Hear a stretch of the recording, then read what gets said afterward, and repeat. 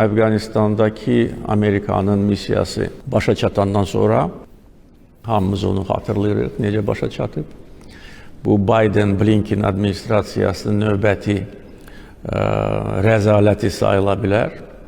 Onlardan Əfqanistandan belə xaotik qaçış və öz yaxın müttəfiqlərini orada faktiki olaraq taleyin ümidinə buraxması.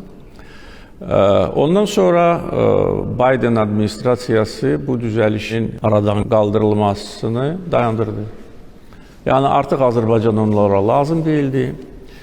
Əfqanistandakı missiya başa çatmışdır və beləliklə bu düzəliş yenidən tətbiq edilmişdir.